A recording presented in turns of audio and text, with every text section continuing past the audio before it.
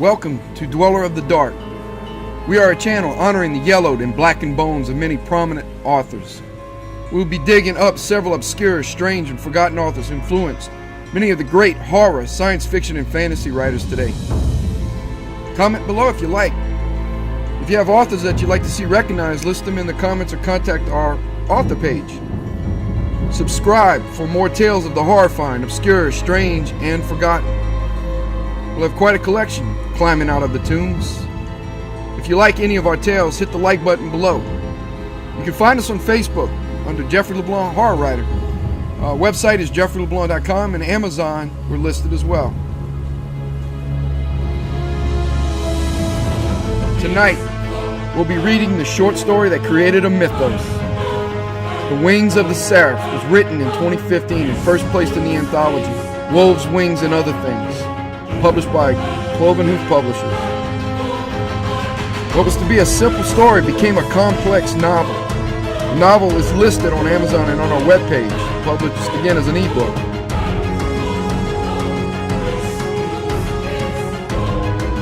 The story in the novel introduced the dark Avalon mythos, first detailed in the novels Shadow, Ghost of the Moonlight, and the Devil of Black Bayou. This is the first book of 3 separate trilogies. In the original short story, The Wings of the Seraph, 3 Native American youth travel to a haunted swamp on a hunt for food. They encounter a strange tribe in the fog.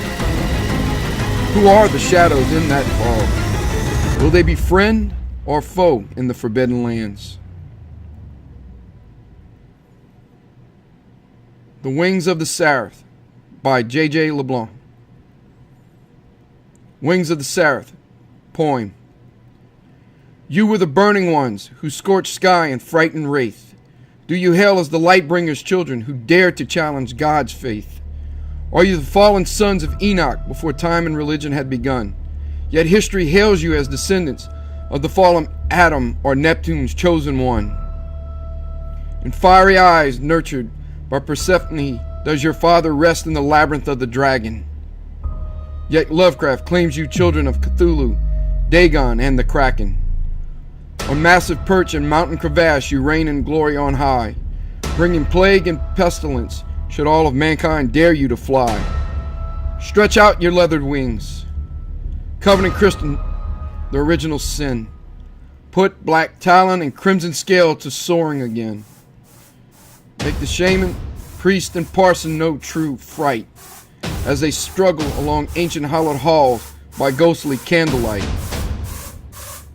Stand, stone silent guard on the walls of the lonely church. Known at sunset, your souls prowl and hideously lurch. Bring down the walls of Zion by the great song, and remind creatures of the light that darkness is mother when they have done wrong. Blackness is the bosom where the serpent and the hiss belong. The wind calls out to the cold night and beckons to the flame. Seraphs have again burned the shadows and returned back from the abyss, and in doing so brought terror before sunrise burns back gray mist. Prologue. The Louisiana landscape had been conquered by an endless assault of Arctic winter. Powerful winds ushered in the polar vortex with spirals of pelting rain and sheets of silver sleet to the yellow-brown fields and dark, foreboding forest. Beyond the hardwoods, the Arctic winds turned their sights to the swamp and marshes, skull-white, blood-red, and tomb-gray, decrepit trees, emerald-green waterways, and marrow-colored grasses. Following the rain and silverfish-white sleet came blanketed flurries of white snow, covering hayfields and forests of greenish-gray oaks, pepper tupula, gray sweet gum, and red cypress. Finally, after weeks of winter storms, ice casted in the first light of brilliant yellow sun began to steadily glow, revealing solemn frosted changes to the land and blanketed sheets of white, sparkling diamonds. Dominated by the crystalline ice and shrouded in deathly quiet, the umber and ochre fields, solitary winding Obsidian bayous, aging crimson and gray swamps barely registered any sounds. Mysterious wetlands, marshes, swamps, and bayous sat beneath the ice and permafrost, waiting and warming from the solstice, glare, creating various mirages of white, blue, and silver glass. Blocks of frozen land sent prisms of magenta, sky blue, crimson, lavender, and emerald green, illuminating miles of acreage. Draped in fluorescent Arctic blue, polished silver, opaque gray, and blinding white, the normally dark and formidable forests and wetlands took on an otherworldly fairy tale appearance. Time. Hours upon endless hours ticked slowly through the land. Then the first scratching sounds of branches were heard, moving in light breezes that gently twisted frigid grasses and trees. The clock, sundial, a linear record of time itself, had no meaning to the natural order of alluvial soil, antediluvian waterways, ancient 500-year-old oak trees, or infinitely older cypress. Ageless winters ruled for now, but in time, even winter could fall to warming spring and blistering hot summers.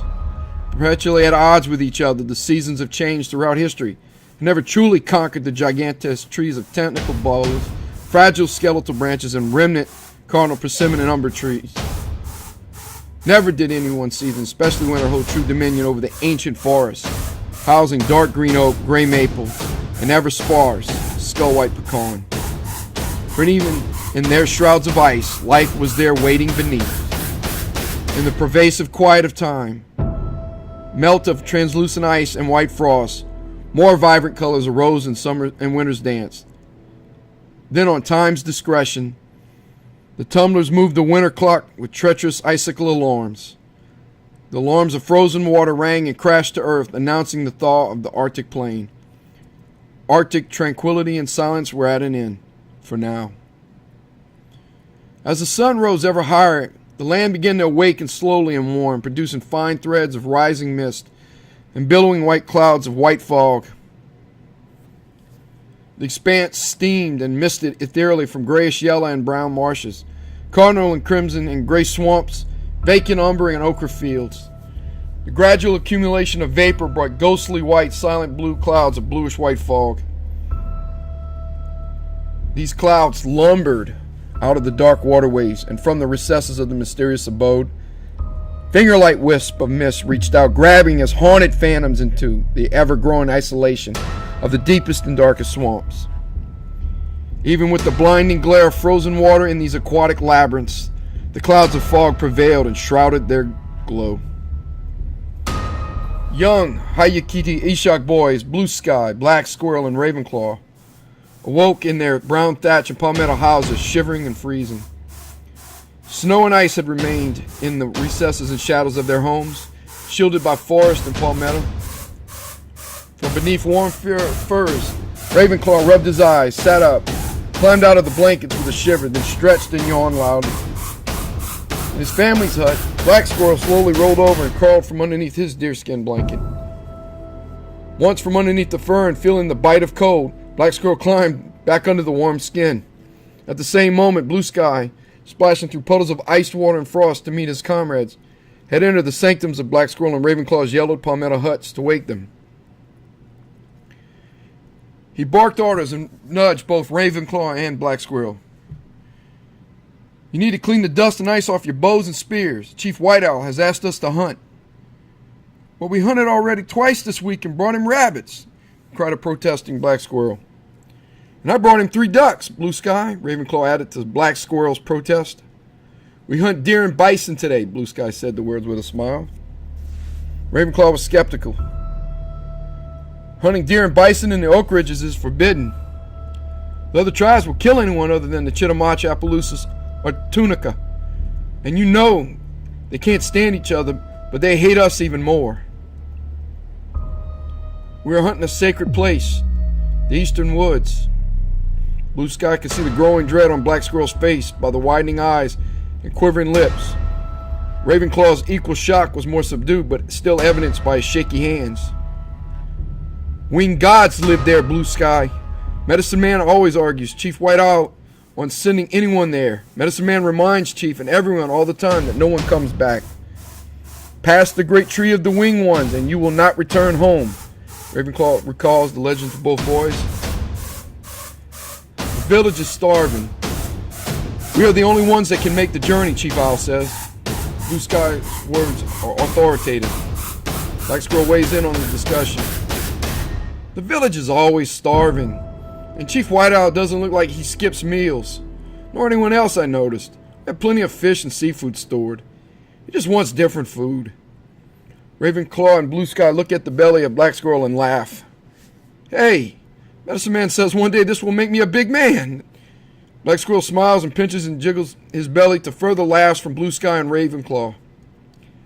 One thing was clear to Blue Sky. Ravenclaw and Black Squirrel did not want to hunt a fourth long trip. They'd stand firm that the Eastern Woods were the issue. But Blue Sky knew the real reason was fatigue and possibly fear of travel in the ice. Long hunting journeys into uncharted swamps and woods were always a risk. Risk of starving by failing to find game, risk of falling into the ice, risk of drowning by hitting unseen debris in the ice with a boat. Nothing was a worse nightmare than being cold, wet, starving, or covered in ice. Had injury during any of these, and death was certain. Hadn't they seen their fair share of frozen or drowned bodies? Corpses and past trips gnawed on by eagles, crows, alligators, or other swamp animals when the temperatures warmed? Didn't they recognize the long journey's primary peril? Ice that could end the hunt immediately?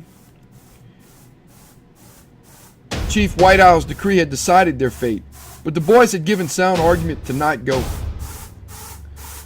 Blue Sky agreed with Ravenclaw and Black Squirrel's logical arguments of poor hunting due to the weather. Deer, ducks, bison, and other animals moved to the warm sanctuaries, not iced waterways. Ducks moved into the marshes.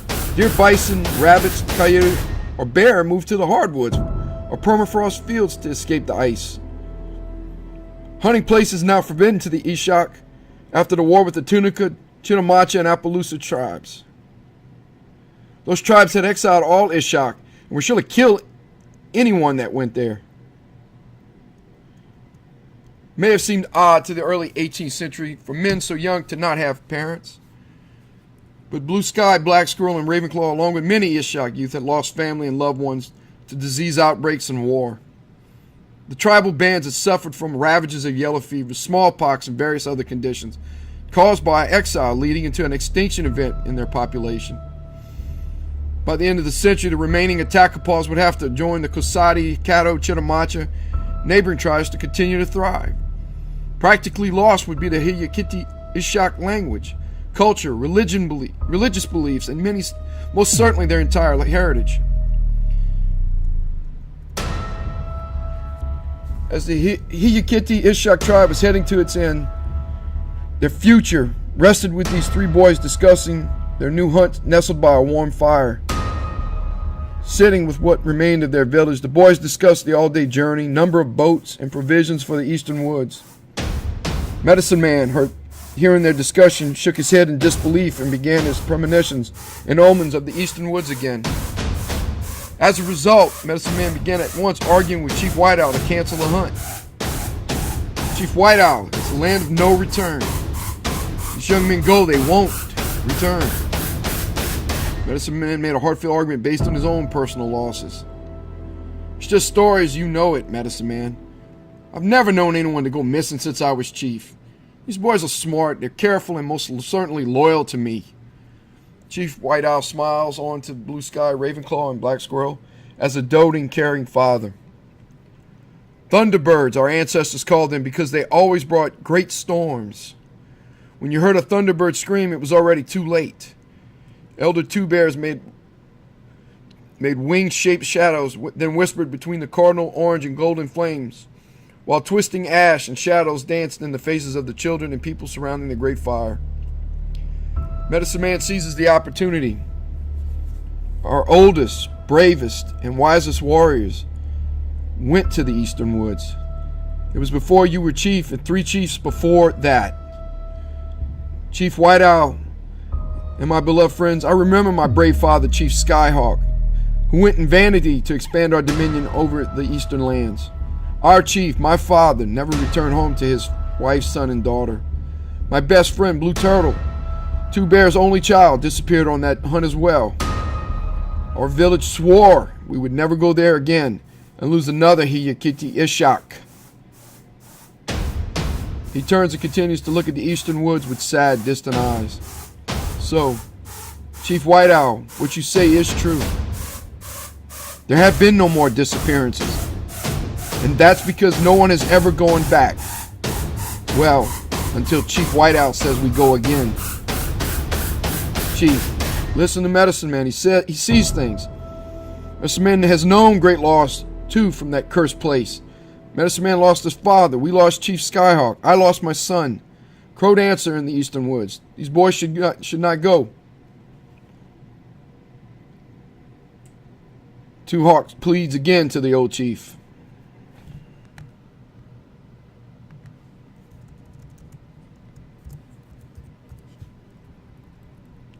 I have listened. I understand the concerns.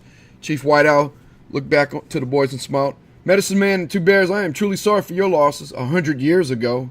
Some of the villagers laughed at his statement. Medicine Man understood the insult well.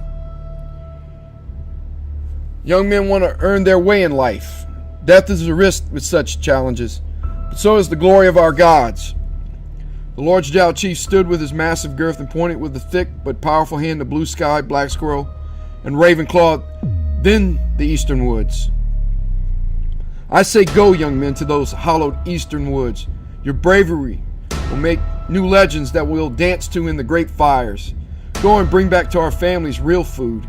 No longer will we eat dog scraps in this exile by our enemies, the Chitamacha, Tunica, Appaloosa, and Kosati. Chief White Owl extended both arms and hands out and around the great flames of fire, while saying in a chant, our songs will sing your praises. Brave Blue Sky, brave Ravenclaw, and brave Black Squirrel.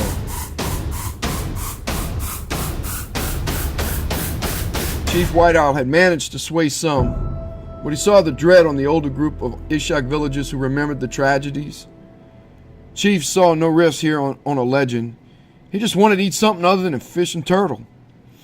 Ridiculous superstitions and fabricated malevolent forces beyond comprehension were always Medicine Man's tricks to influence the tribe. Chief White Owl knew the superstitious were always a challenge to calm, but multiple tribal bands, Otzi, Tisipki, Siwat, forced together by loss with different gods and monsters more so, all feared the cursed lands where warriors vanished. Cursed lands to Chief White Owl meant unhunted land with giant deer, monstrous bear, and bison. He was not superstitious. Thunderbirds were foolishness from Medicine Man. We've spoken on the Eastern Woods. Chief White Owl looked at each face, a trick he'd done time and again to insert his authority and stop any dissension. So begins their legend. Those childish moments, laughing together and observing the daily life in the Hiyakichi, Ishak, or Sunrise People's Village. Could they not feel the lurking dread for these adolescent children to venture into a vast domain of danger? Hadn't the wise village medicine man seen the signs in the vermilion sky this very morning that foretold tragedy and begged and pleaded with the elders not to send Ravenclaw, Blue Sky, and Black Squirrel into the eastern desolate area? How could any sign of divination, tantric precognition, or cosmic aura be interpreted accurately by the medicine man and then dismissed by the chief as fantasy? Medicine Man stated to Chief White Owl, Chief, our legends have never been wrong there. Our men, our villages, have gone to the eastern swamps hundreds of years ago. None ever return. No one is ever found. All we find are empty boats and huts with blood splattered everywhere. Medicine Man, I respect your words greatly, but those are just stories. We have no choice anyway. Our enemies, the Chitamacha, French, and the Sunset people, have taken away our lands. They say we can only hunt the east or they finish us off. Chief White Owl stares intensely into Medicine Man and the boy's eyes with cold, detached calm.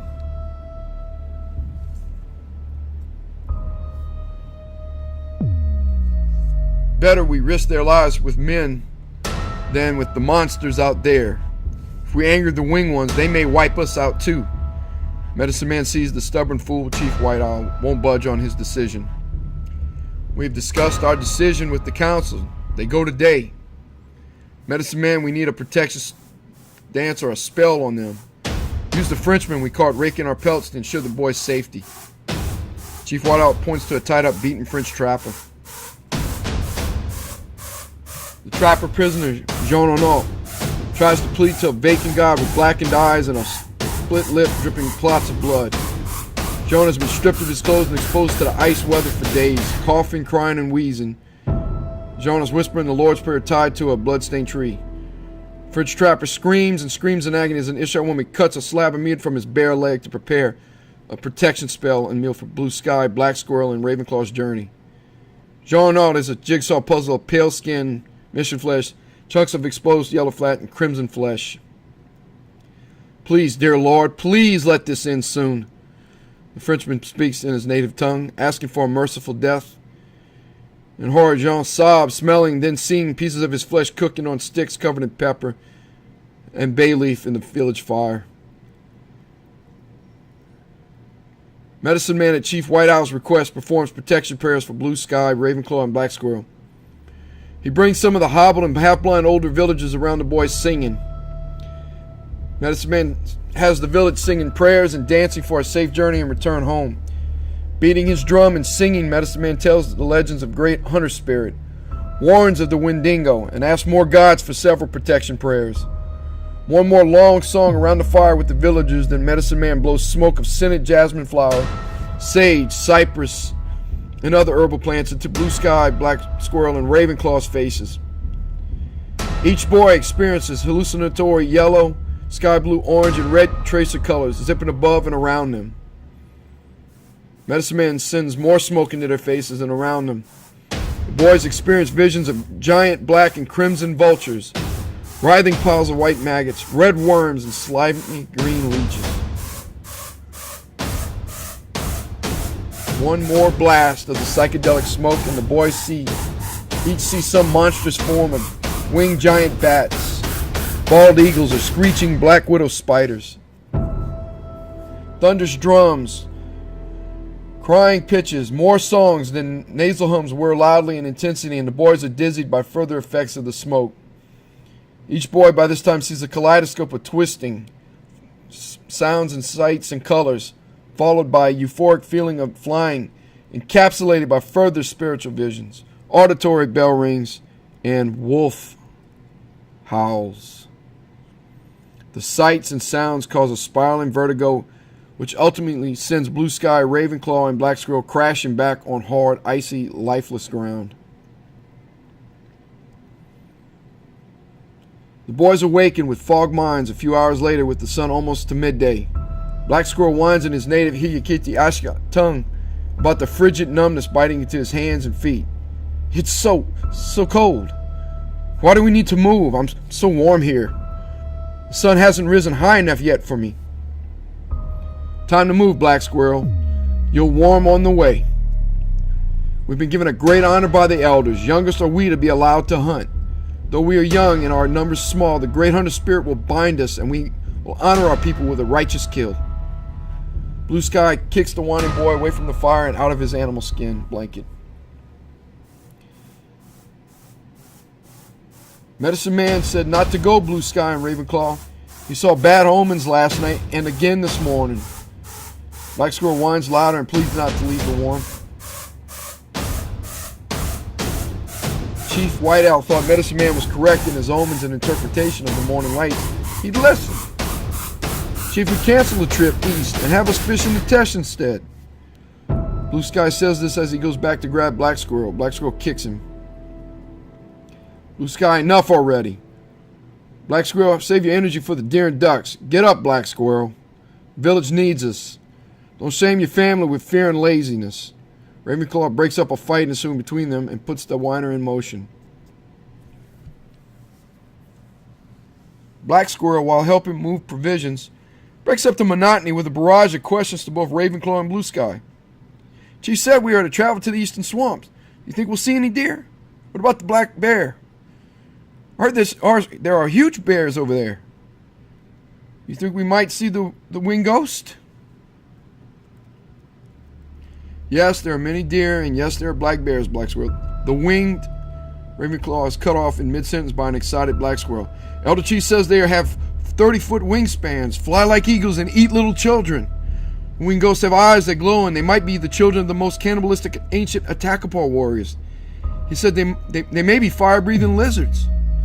Black Squirrel makes swooshing sounds and flaps his arm while running in circles.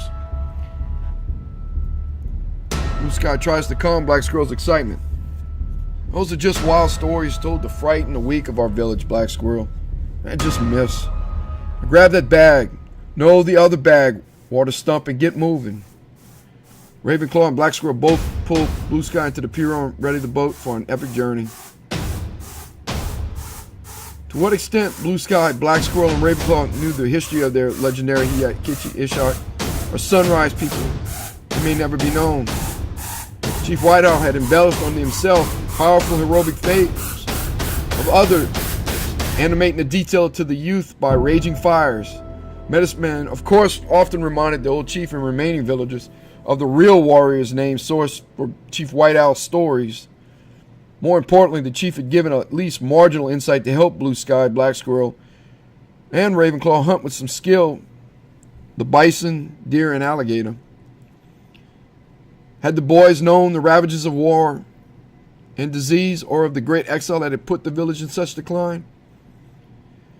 Did they know that language might be lost one day, or that the place they were was the Atchafalaya, nearby La Rose? As Blue Sky, Black Squirrel, and Ravenclaw stumbled with pouches, tripped over items, and set paddles ready for travel, sharpened protective weapons, and rechecked their dried fish and alligators for one more week a hunt,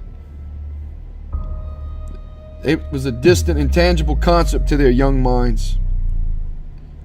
War and exile from battles with the Choctaw and the Appaloosa was a distant spoken past for the boys and nothing more. War, some ending in Hiyakishi cannibalism, had led to an alliance with these rival tribes to drive out the Ishak. An alliance of enemies that drove all Attackabars in exile in the further reaches of the swamp. Blue Sky, Ravenclaw, Black Squirrel may have even learned that the Choctaw later the Europeans hadn't called them by their original names of Hiyakichi Ishak. They now called them Attackapar, eaters of men. Always, though, the elders reminded the Hiyakichi Ishak, or sunrise people, they were not this abominable Choctaw name. Blue Sky, Black Squirrel, and Ravenclaw hardly noticed the cannibalized Frenchmen as they made their last checks for the Eastern Woods journey. And why would these young youth bother with such trivial things as an amputated, bleeding, cannibalized prisoner? They've been born into a cannibalistic society that forced them to dishonor their enemies by eating them. Great protection it was to eat such flesh in the warrior society. As they tripped and fell over untied footwear and twisted to put on further warming garments to protect against the bite of the cold, the gasping, dying Frenchman was hardly a concern. When Blue Sky, Black Squirrel, and Ravenclaw chewed on the tough, spicy flesh of the sobbing, drooling, and dying Frenchman, did the Indian boys feel they had gained secret power or protection against those monsters of the Eastern Woods?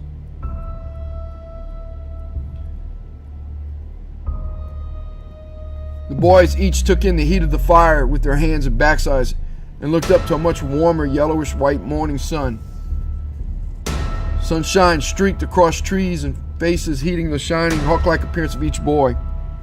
Flames danced and surrounded their agile, muscular frames, raising body heat, except for Black Squirrel, who had a little more girth to warm.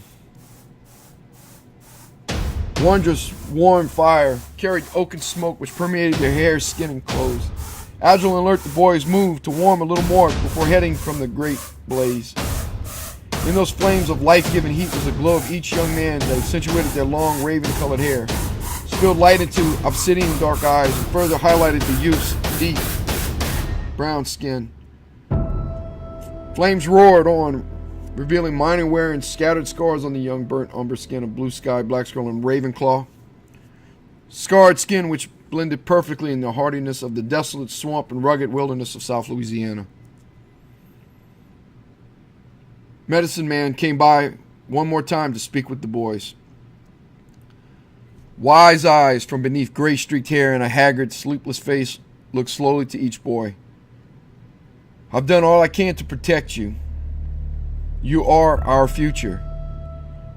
Should you change your minds, young ones, no one, especially me, will think less of you.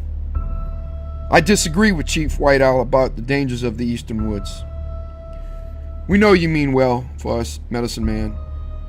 This is our time to honor our ancestors, honor our people still alive, and honor our chief, who is a wise man. Blue Sky said the words, but Medicine Man could see there might be some doubt. You are young and will live forever, as all young think they will. I'm just an old man who has seen too many ambitious men act foolish and get our tribe killed far too often. If you sense danger, turn around and come home. We will find another way to honor the village and get food. Tears fell from the corners of his eyes as he turned to walk away back to the confines of his dark hut. Ravenclaw spoke for the boys in this instance. Medicine Man, we will turn back if there is danger. We each promise. He nodded to the other boys to make the same promise. Medicine Man turned back one more time before entering his cold hut. I hope so. Leathered patched clothing creaked, and tan coats providing warmth scratched against the tough and callous skins of the Sunrise People boys. As they checked supplies and weapons into the dugout canoe, more last-minute checks were made. Supplies for the hunt, such as dried fish, berries, and bitter acorn bread, were placed in the log-shaped canoe. Blue Sky positioned one last pouch of acorn flour into the supplies and set his lower canoe in the bayou adjacent to the village. Ravenclaw and Black Squirrel, at Blue Sky's instructions, had performed 3 checks of the leathered strings for traps, weave twine for the bows, additional fishbone and shell arrowheads, bone knives, and fish traps. Once the last checks were made, both boys pushed from the squishy muddy bank into the iced waters of dark bayou and began paddling alongside Blue Sky. Black Squirrel, with his larger size, awkwardly tried to not capsize the boat. Too early shifting his girth, Black Squirrel was rocking the boat badly. As the boys looked back one last time, Chief White Owl in the village shouted, howled, and waved goodbye. Up ahead of them, as the boys paddled, it was evident another polar storm was coming. Blue Sky, Ravenclaw, and Black Squirrel, traversing further in the canoes, noticed miles up ahead the radiant sun being eclipsed by tomb gray clouds, purplish green streaks of what looked like lightning. Another push with the paddle in the black waters, and Blue Sky for sure heard the far-off great sizzle and crack of lightning and a rumble of thunder. Their approach, alone, into more blinding ice and frigid cold water was not a good omen for 3 fledgling hunters. Onward the boys journeyed, traveling along a winding, tannish tributary near the Atchafalaya River. Before the ice storm, the last rays of light reached into the shadows of waking swamp, highlighting large swaths of azolla, common duckweed, anacris, hornwort, residing in obsidian black waters as the boys' canoes sliced through them in great V-shaped wakes.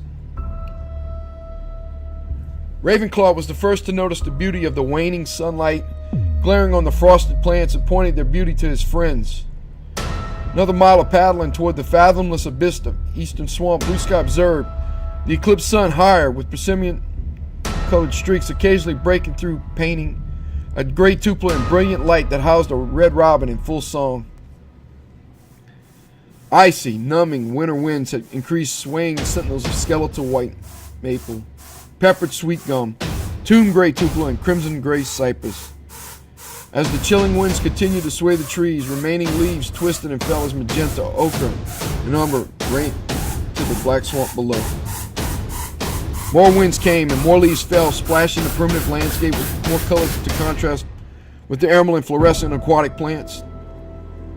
The boys observed as they traveled another couple more miles east, animals, odorous black muskrats, gray and black masked raccoons, ebony and gray swamp squirrels, and the creatures moved on or between water-enclosed islands, slept in trees, or chewed on nearby cypress balls. Into the eastern swamp, no one said a word. None of the boys knew the name of the emerald green and black bayous the canoes further trekked on. As they journeyed, the only sounds heard for several hours were the timed paddle strokes against the sides of the canoe. On the bayou with no name, each observed white cranes and blue herons stalking along the shore, and swirls of slow-moving green duckweed. On they witnessed swaths of waterway forested with emerald and brown islands of giant water hyacinths. The boys watched shoe-picks slap the water in silvery splashes, and a bass jump clear into frigid air on the black bayou that had no name. As they watched flocks of burgundy, black, and green wood ducks launch into the air, the question arose in a few minds as to why no one had mapped or had returned from such a peaceful paradise.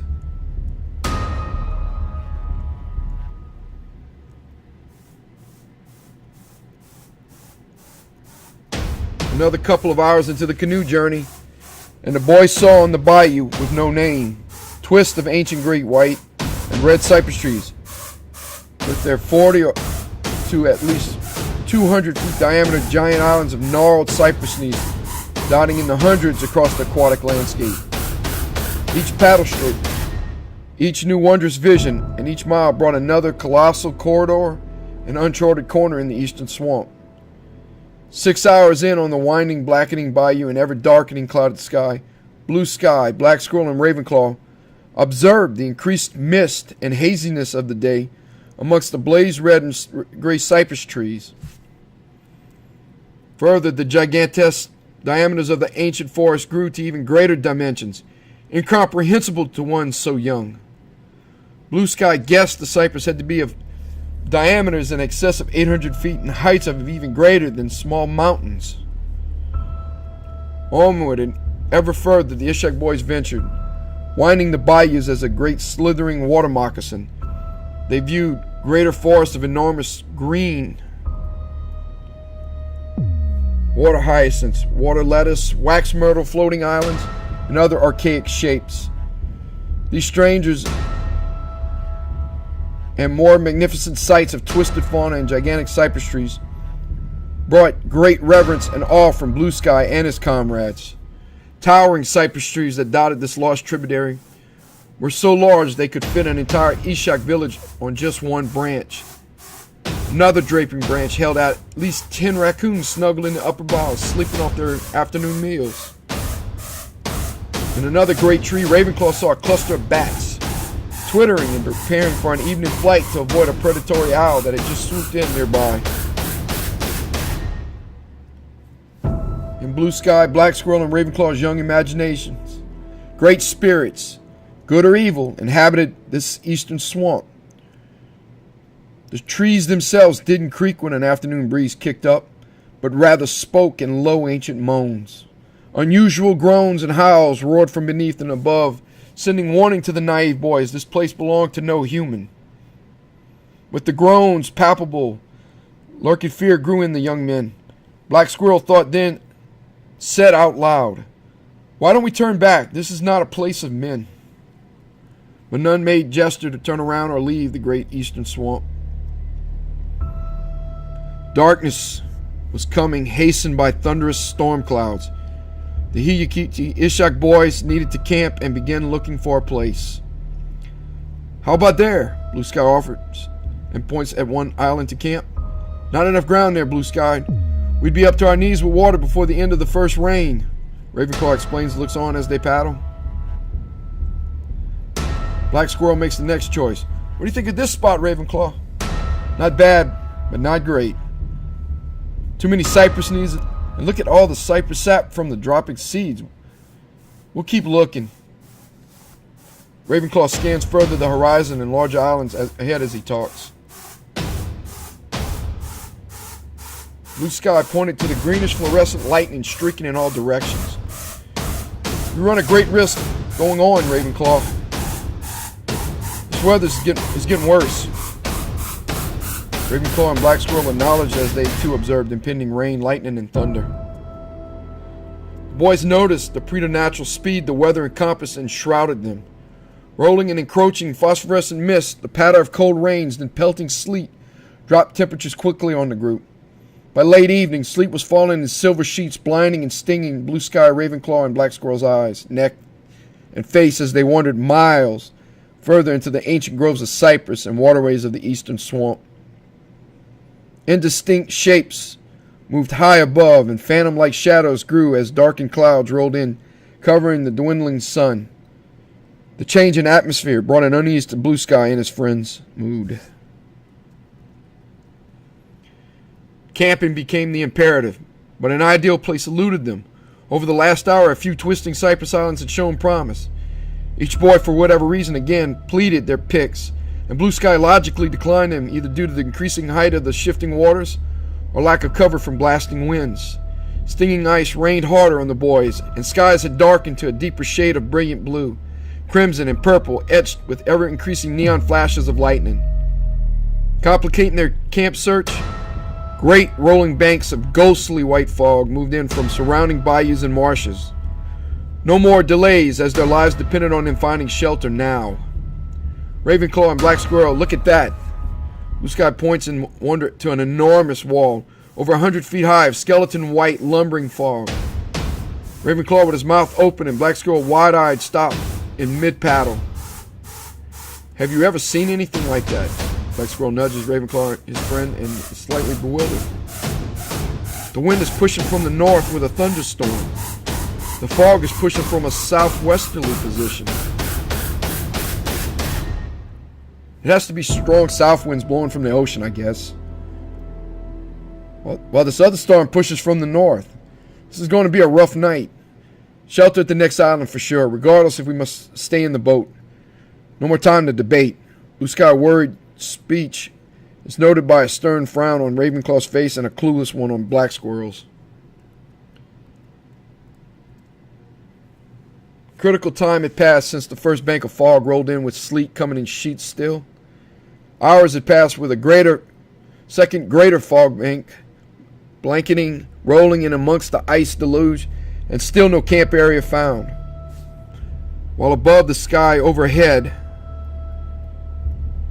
was a war of brilliant flashes, prisms of ice sheets, and thunder as fog further enshrouded the boys. The intrepid hunters lost visibility, direction, and location to the great fog and iced rains.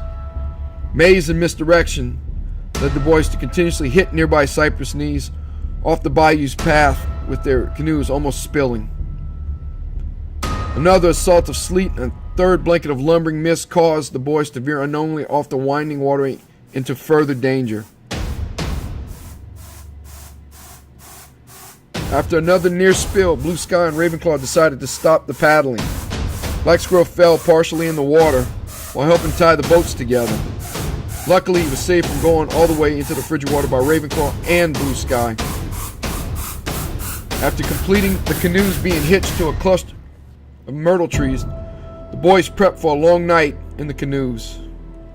Leather straps securing the boats had cut into and burned each boy's hands as the boats twisted in roaring currents and the hurricane-force winds of the winter storm.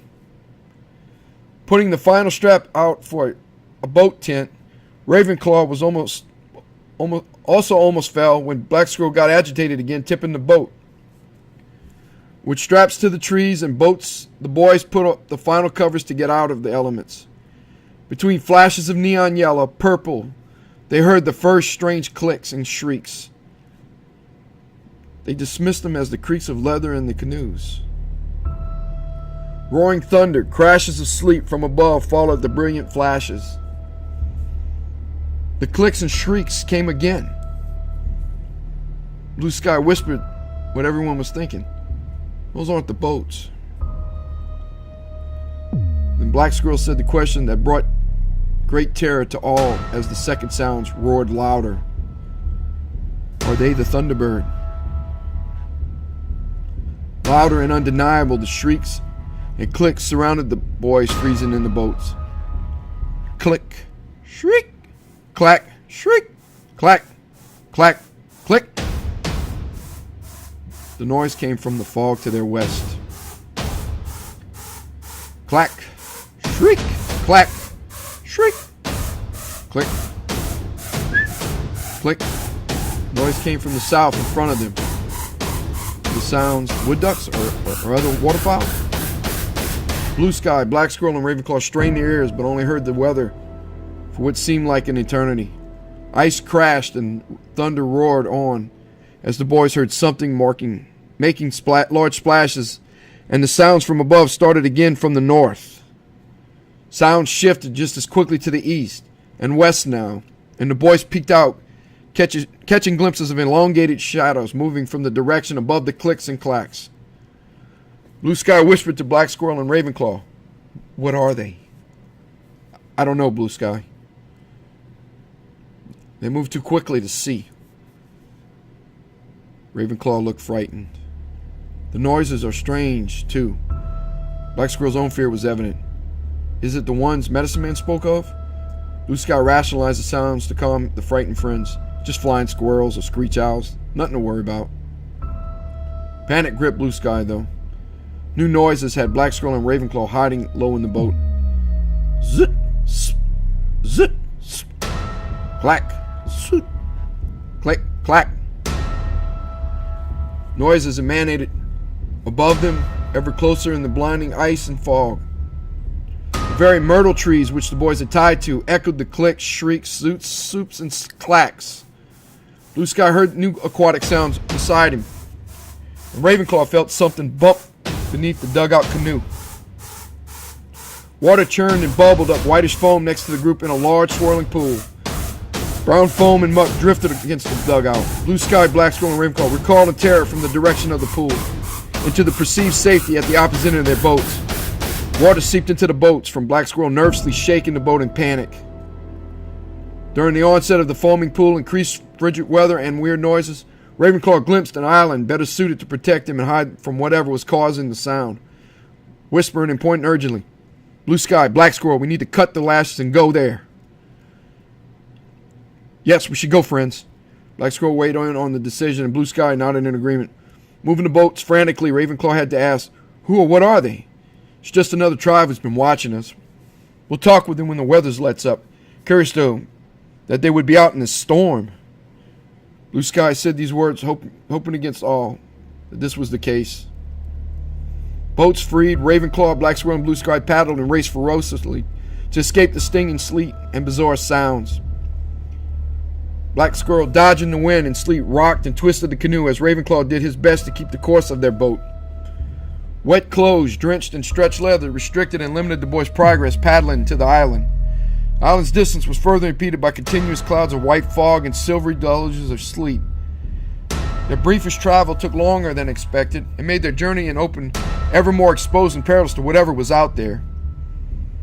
All the tired, shivering boys could think about now, while pushing toward the island, was finding a dry, protected sanctuary and making a warm fire. No one saw the submerged, jagged cypress in the hidden, and Ravenclaw's boat hit it full force with the speeding canoe and the additional weight of Black Squirrel. Ah! Black Squirrel and Ravenclaw are flipped out of the boat and launched into frigid water as the canoe hits the cypress knee full force. No! Blue Sky's boat collided with Ravenclaw's and Black Squirrel's boat, flips into the darkness of the swamp also, flinging Blue Sky into a shallow area of the waterway. Tannish duckweed covered water pours into the dugout as it flips, throwing contents and food stores. Ice and water instantly freeze the boys' blood and hearts, almost causing seizures in Blue Sky, numbing the hands and legs of Black Squirrel and Ravenclaw. Water instantly covers and submerges the weapons catapulted from the crashed boats. Blankets and supplies are soaked and submerged beneath the black wave.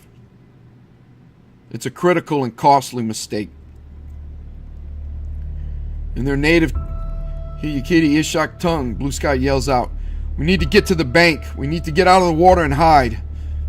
Blue Sky attempts to point while dog paddling to the dark shadows of a large tree-covered island. Wading to the island took minutes, but to Blue Sky, Black Squirrel, and Ravenclaw, with an impending threat of an unknown tribe, it took much longer. Each could almost make out a Spanish moss hanging on the brittle myrtle bushes and cypress on the island through the thick blanket of fog. The boys wade on through the chunks of accumulating ice, tendrils of bluish-gray fog, and mist surrounding them. Clothes for protection from the cold have now become great weights, dragging and almost drowning the young men especially the overweight black squirrel. Getting tired, Ravenclaw. My legs are cramping. Are we close? Whining, black squirrel's fatigue is evident. Panting and paddling, Blue Sky and Ravenclaw say, wait, almost are to the island, black squirrel. Hang in there. Black squirrel's head goes under the water, then pops up as he pushes off the bottom in the swamp. He tells his friends while coughing out a mouth of duckweed, I'm glad that island is close. Wrestling with weighted leather, numbed by cold and freezing water, the boys sluggishly reach shore exhausted. At the island, lying flat on the ground, exhausted, Ravenclaw says to an equally exhausted Blue Sky, now will you listen to us? Next time when Black Squirrel and I say we stay at the last 3 islands, we stay? I get it, guys. Next time we stay sooner. Blue Sky agrees and starts surveying the place they have found. Ravenclaw rolls over and searches for a place to hide. In astonishment, he gets a better view of the eastern swamp's spectral fog, rising and falling in height and weight, breathing and heaving as a sentient entity. The vapor of white, neon blue, and phosphorescent green seemed to be alive. In the fog, if the fog had spoken, revealing the secrets of nature and the universe, the Hideaki Ishak would have not been surprised. Blue Sky was gasping for air and getting his bearings to coordinate where the boat sunk in the glowing white fog. Black Squirrel breaks Blue Sky's concentration, speaking. It's so quiet. I can't even hear a squirrel. Blue Sky, it's so strange. No animals are moving with the front coming in. Ravenclaw also whispers to Black Squirrel and Blue Sky as the 3 boys find knuckle close to a cave-like opening in a ancient cypress.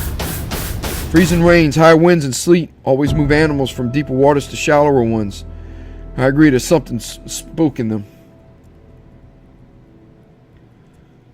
Listening for what seemed like hours in the dark,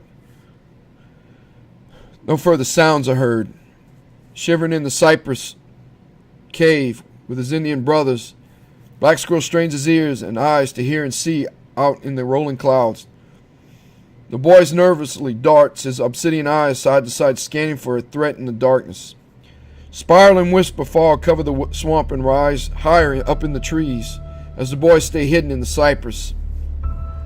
Blue Sky, Black Squirrel, and Ravenclaw occasionally take turns peering out of the cypress cave toward crashing iced rain and swamp darkness as the temps continue to drop. Luckily, the brave boys had found this hollow home within the great tree, found blankets of Spanish moss to cover themselves and piles of dried leaves. Without these gifts from their great spirit, boys most certainly would have frozen to death by now. Blue Sky and his friends assessed the area and their predicament within the confines of the cypress cave. From their vantage point, they continued to note the deafening silence that echoed amongst the solitary cypress trees, draping moss and stumps. Blue Sky and Ravenclaw were especially keen to note no new strange noises or large moving shadows. The cave was large enough to easily fit all 3 boys comfortably, with room to lay down if needed. Within the cypress cave, Blue Sky thankfully observed that he had been lucky to find this miraculous shelter. Warmth from Blue Sky, Ravenclaw, and Black Squirrel would be critical tonight as the sleet and temperatures continued to plummet, and the boys had only moss blankets and no dry clothes. During the night was there great disappointment on the boys' faces as they realized they had no flints to make a fire and limited means to make one manually. Surely there had to be. The tenacious Hideaki Ishak youth attempted several times in the pitch black of the cave to make fire with sticks that broke, animal remains that turned to dust from age, and kindling too damp to spark. They exhausted all ways and themselves to make the fire in the dark. Blue Sky, Ravenclaw, and Black Squirrel knew most importantly, without the comfort, protection, morale boost, and warmth of fire, the night would be very long, freezing, and fear-filled one. More dishearteningly, especially to Blue Sky, were the 2 boats semi-submerged, lost out there in that ethereal fog, and their weapons, bows, spears, and axes at the bottom somewhere of the eastern swamp. I'm still cold, Blue Sky. It's worse now than this morning, Ravenclaw. Black Squirrel goes back to whispering, whining. Shh. Black Squirrel. Ravenclaw's order is a panic whispers. Something moves. Never heard an animal or person move like that. Blue Sky whispers as well. Listen, can you hear it? The whirring sound to the right of us. They're back. Clack, clack, click. Zit, sp. Sounds all around them and above them. In this eastern swamp's world of darkness, silhouettes in a phosphorescent shimmering fog, a great army of something, rattling sheets of blue ice from the trees turned up the emerald duckweed waters and leaped between the islands of crimson and gray stalagmite-looking cypress and black earth. The boys' pulses raced in sheer terror as they heard the crash and crunch of ice from the night's horde. Looming in the darkness of these ancient canopies, beasts as large as a man or larger were witnessed leaping in the shadows between fog and sleep breaks. Other horned silhouettes were observed, bringing gut-wrenching terror. Wraiths or phantom tricks of darkest night. They seemed to hover above the fog and even above the trees in flight. Still freezing in the confines of the cypress cave. Blue Sky, Black Squirrel, and Ravenclaw warmed from the growing dread of some unseen force, flying above, climbing the very tree that protected them, or lurking possibly under the water, ready to attack. Panicked agitation possessed Black Squirrel's body and mind each time the strange sounds returned and grew louder from above and below in the waning light penetrating the mist.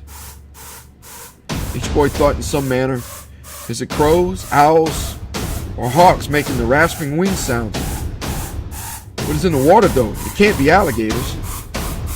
Heart-stopping fight continued when mammoth wakes of water and splashes surrounded the Ishar boys from submerged creatures in the waterways and swamps. All Ravenclaw could think and murmur, frogs and alligators don't move like that. Maybe an otter, but I've never seen an otter that long. We know what they are, Ravenclaw. Blue Sky's words sounded as a defeated man. Ravenclaw and Black Squirrel could see the sad change in their leader. We were warned by Medicine Man. He risked his very place in the village fighting with Chief Whiteowl to stop all this. Oh, we do, Blue Sky? How do we know? Ravenclaw is sarcastic at this point and disgusted with their former group leader. Maybe next time, if there is one fearless leader, we could choose the path of life instead of glory, songs, and legend. Black Squirrel mumbles in fear. It's the Thunderbirds, isn't it, Blue Sky and Ravenclaw? As Ravenclaw and Blue Sky nod agreeing, Black Squirrel continues, but I've never heard of the other water things. That tribe moves in the water as giant salamanders or frogs. But I've never known frogs to cast shadows that big. Black Squirrel is hiding, panicked in the dust and leaves of the cypress cave, listening with his friends in the darkness and fog. Black Squirrel's mind is twisting like an endless maze, trying to locate and determine the number of beings out there. Puzzling for the young man are the multiple noises in the sky drifting in several directions simultaneously. While the swamp waters, the same occurrences are happening. The clicks and the shrieks have stopped, and he can detect in the fog-lit darkness scratchy and raspy wing sounds in the air.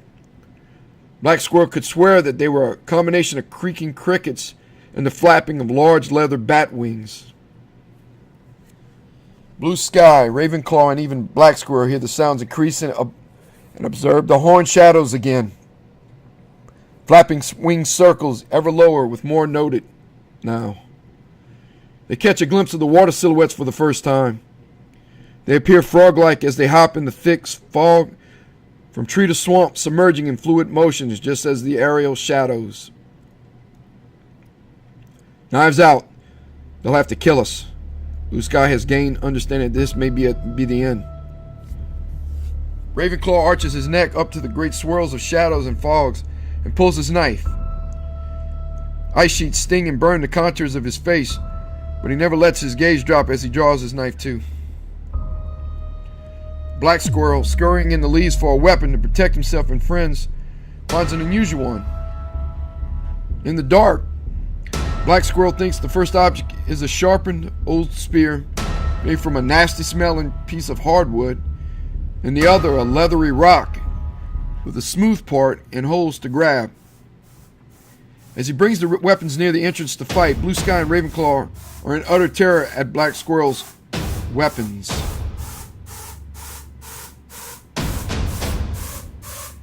Had the skull and broken skeleton been anyone else, the boys may not have been so terrified. But these bones belong to the Hiyakiti Ishak warrior. Closer inspection of the aged skull's hair braid and the talisman with the phosphorescent lights emanating from the fog revealed the warrior had been a chief, Chief Skyhawk.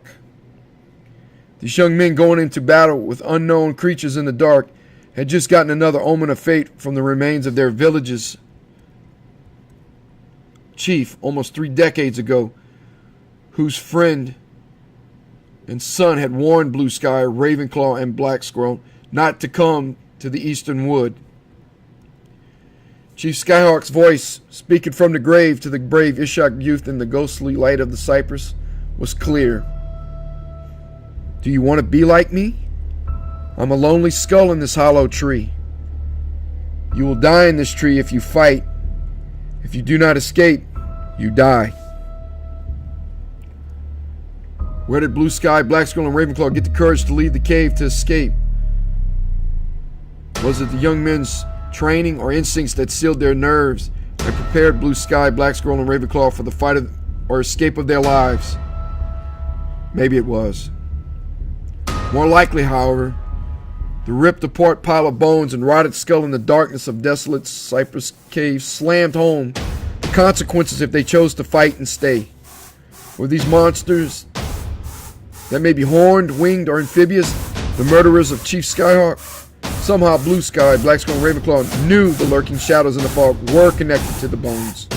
Maybe it was primordial belief that these creatures hated and killed Ishak, and they stood to die if they did nothing. But Chief Skyhawk was no ordinary warrior they killed. He was a legendary figure of the Hiyakiti Ishak that led thousands of villagers. He was a brilliant in strategies of guerrilla warfare that for generations infuriated rival tribes. He had an organized, strategic, and patient tactician of warfare. Whatever force killed him had to be of a nature no man could have beaten. Studying more bones while the boys planned their escape, Ravenclaw observed evidence of something more sinister, revealing what he thought further frightened Black Squirrel and Blue Sky. Piles of bones in the cave, but what little light they had and the feel of the bones demonstrated teeth marks of a nature 3 times the size of any man. A larger skull was found by Black Squirrel, possibly Medicine Man's best friend or father, that had incisor marks in the densest part of the skull that had crushed it. What powerful jaws had crushed that giant Ishak warrior's skull? What type of creature out in the mist could do that? Worst of all to the young, much smaller boys, the shadows in the ice storm had killed and ate a powerful giant of their tribe. The strange sounds returned with whistles replacing the shrieks. Click, click, click. Ravenclaw feels a thud and pull of suction at his side. He smells sour, wet fish, then touches a slime-covered disc stuck to his left side. Ravenclaw felt all this before he heard the whistle and click sounds in the fog. In the dark, Ravenclaw first thinks it's something that splashed on him. Then the slime disc quivers and contracts. Something cracks in his body, possibly his ribs or worse, his spine. Ravenclaw loses his balance, sensation to his legs and feet immediately. Before he can scream out to Blue Sky and Black Squirrel, there's another rip in his flesh, with the gnash of teeth crunching again. Ravenclaw pulls at the slime, feeling the ooze and rubbery creature chew wider and deeper into his lungs and heart. Coughing up foam blood, Ravenclaw notes there is no pain in his death. For some reason, Ravenclaw's last image is eating the cooked meat from the Frenchman, as the prisoner had prayed for death. Blue Sky had also heard the whistle and hum and ducked something thrown at him. Luckily, the boy was protected by a nearby tree when the flying slime hit it. Falling to the ice, filled ground immediately, Blue Sky looked up to see what almost hit him. At the same moment, lit briefly by the fog, he saw several more ball-shaped slime objects zip, float, and twist through the air, hitting other trees by his group. Blue Sky also observed an increase in the glow of the phantom fog as a second barrage of slime discs spiraled off. From the brighter mist, Blue Sky and Black Squirrel both see the shadow monster's weapons are slimy, purplish-gray round balls that open into rubbery discs filled with teeth. Terrified, Blue Sky and Black Squirrel observe the gelatinous weapons seem to be controlled by an unseen force to curve, circle, and bend them before attack. Further, they hear the new clicks and whistles emanate from them. From a third assault of rubbery disc, appendages were observed coordinating the gelatinous teeth weapons in their flight. The appendages were leathery, large circular bat wings. Blue Sky and Black were both gasped as one of the gelatinous discs detaches from a nearby tree, landing on its back. Exposed, the disc, and viewed closer by Blue Sky, they see rows of angulated yellowish-green triangular teeth. The teeth oscillate, attempting to chew and grind anything in its path. Further, the boys see threads of purple slime oozing off the teeth. On the back of the disc was a whip-like scorpion stinger lashing at any movement the boys made. Either young boy seen a creature like this. What is it? Black Squirrel in panic has gone wide-eyed, cowered back to avoid any chances of being attacked. I don't know, Black Squirrel. Blue Sky looks puzzled, curious, despite his fear. He turns in the dark to get Ravenclaw's opinion. What do you think, Ravenclaw? Something warm splashes into the face of Blue Sky and Black Squirrel as Ravenclaw shakes violently. Ravenclaw gasping, I can't breathe. Blue Sky and Black Squirrel look at each other and then onto their friend. Ravenclaw has tears running out of his eyes and continues to gasp while lying in a pool of something crimson on the iced ground. Blood and snot pour while globs of mucus and clots of blood run from his mouth. Ravenclaw's skin is pale and deathly. Mama. Ravenclaw takes one last gasp and passes. Blue Sky and Black Squirrel sing prayer songs for Ravenclaw's journey to the Nether, the whole time watching their friend dissolve away, leaving just his hair, skull, and some bones. Ravenclaw's very flesh dehydrates to white and meat-colored dust. Left to literal dust, serrated teeth and the wasp-like stinger of the slime bat continues attacking the remains. Fluorescent yellow foam pours from any remaining organs and flesh. Black Squirrel shudders and cries, watching the purplish mass slither and then stop. The gelatinous weapon decomposes, having finished killing his friend. Blue Sky and Black Squirrel, covered in green duckweed, swamp mud, and Ravenclaw's blood, are broken in spirit as more sounds of death arrive. They lie low as the ice and the cold continue relentlessly numbing their bodies and mind. Clicks and whistles bring the flap of wings, pulsating teeth as the boys wait to freeze to death. Huddled again after moving away from the cave, the boys decide to let the cold take them. Being food for something worse isn't on the table. Both Black Squirrel and Blue Sky remember again the confused look as Ravenclaw lay dying. Again they recall his blood, intestinal fluids, and bone serrated by slimy teeth, then melted away to dust. Blue Sky particularly remembers Ravenclaw's face and skull decomposing into the mud. Covered in ice, into the throes of hypothermia, where they are starting to go to sleep, Black Squirrel hears different clicking shrieks. The semi-conscious Blue Sky hears them too. Both Ishak strain their senses to see, maybe smell and hear through the ravaging Arctic winds and sleet. Scattered shrieks and clacks below, above, and around them. Growing louder and closer, new sounds start. Sounds of a clicking with a donkey's bray. Sounds of a possibly a grasshopper, combined with a wild boar's grunt. Sounds of a hissing snake and other strange animals are heard. Black Squirrel, we need to move. Blue Sky nudges and kicks his frozen, frightened younger boy, then shakes him awake. Black Squirrel, can you hear me? Can you move? Groggy, Black Squirrel whines, has pleaded for death. I'm tired, Blue Sky. We agreed to end it here. Why move when they'll just eat us too? Blue Sky reminds Black Squirrel what happened to Ravenclaw. We won't let them eat us. But they will if we don't move, Black Squirrel. Then we scream, we foam and melt into the swamp like Ravenclaw. Blue Sky, I can't die like Ravenclaw. Cut my throat if that happens, Blue Sky. Promise me. Boy sobbing, huddling close to Blue Sky. I promise. I know you'll do the same for me. It's all Blue Sky can do besides putting a brotherly arm around Black Squirrel to console him. Wary of more flying slime bats, the boys crawl slowly and wade into the icy swamp, water scrambling to run away from the advancing shadows. While silently wading out into the swamp in between blankets of phosphorescent fog, Blue Sky spies one of the drifting canoes overturned. It's a brief vision of hope. Between the sheets of sleet pelting them and drifts of mist blinding them as they swam the dark waters. Blue Sky points to the boat during their swim and whispers, "We should swim and get to the boat. Maybe we aren't done yet, Black Squirrel. We can hide under it and get away." Both boys are in a place beyond terror with each movement in the ice and water. Every shadow in the darkness and dimly lit swamp was danger and the mysterious haunters of the eastern woods. Every crack of the ice rattled branch breaking. Our moving wake was the aquatic adversary Blue Sky and Black Squirrel witnessed churning the waters earlier. Both quickly zig and zag to throw off the hunters with the slimy disc. Should they hear or see the slime bats, Blue Sky directed Black Squirrel to dive beneath the waters to evade being eaten. The boat is only a few yards away. They can reach it. They must reach it. The whispered plan was to dive underneath the boat and slowly drift the canoe out of the eastern swamps.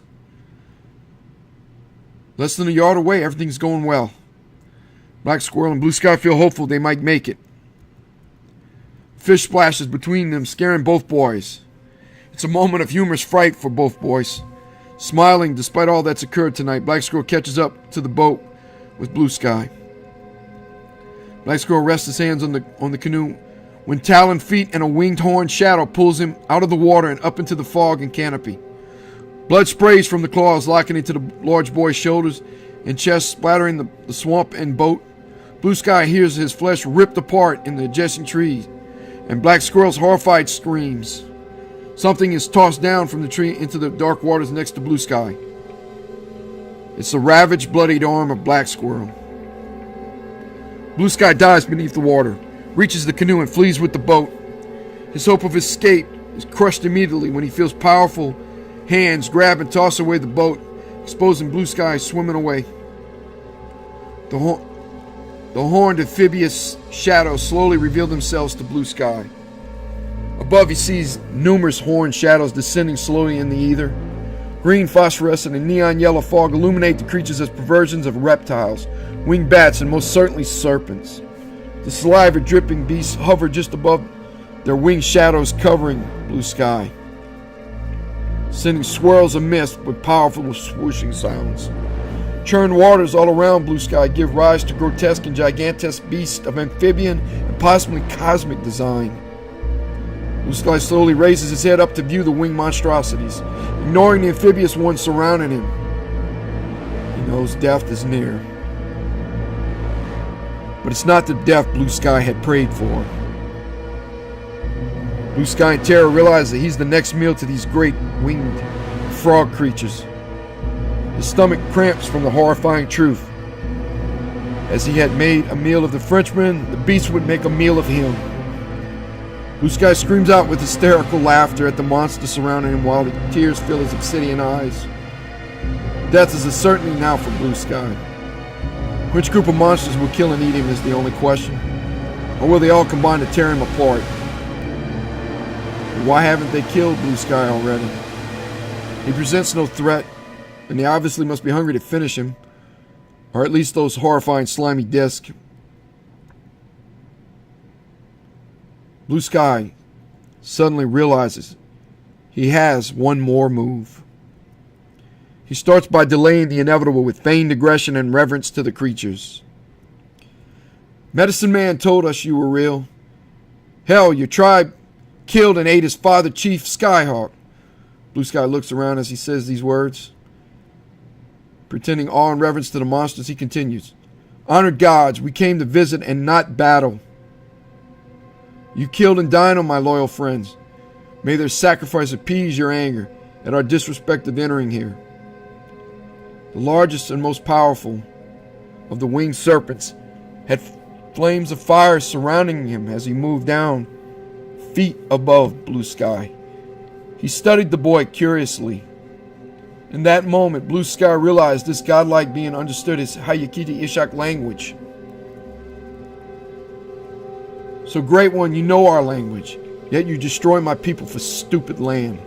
The Ishak people have suffered divine one by our enemies who drove us out into your world.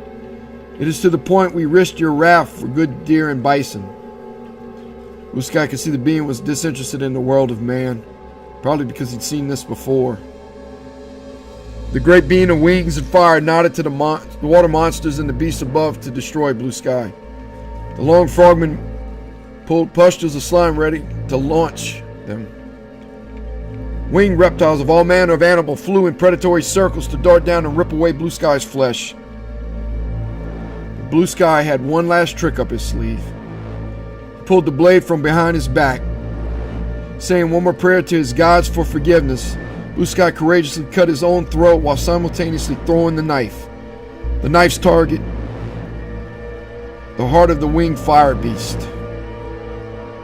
Falling face first forward into the icy sheets, frigid waters of the swamp, Blue Sky saw in his last breath the knife hit true.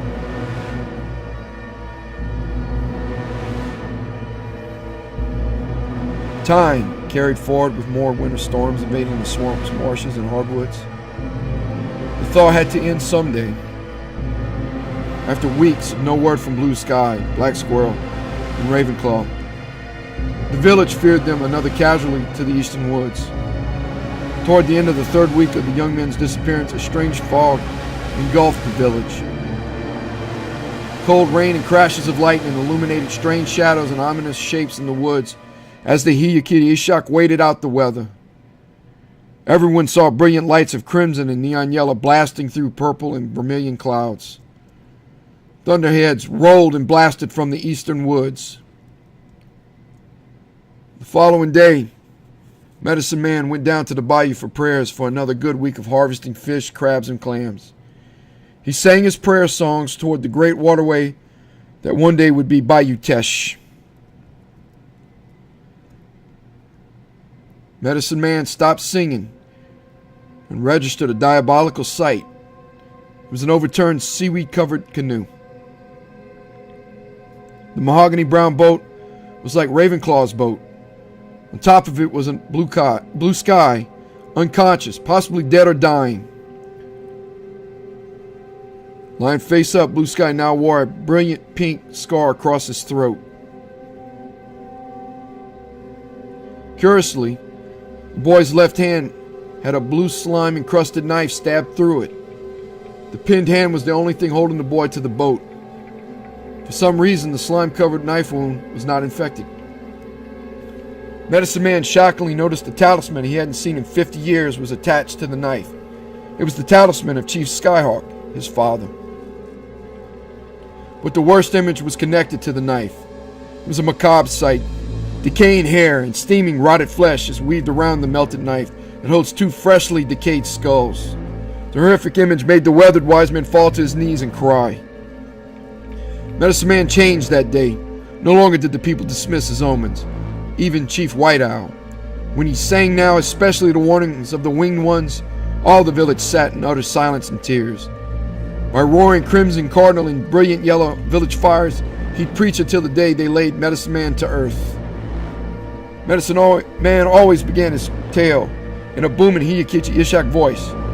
To the young and foolish, heed my warning.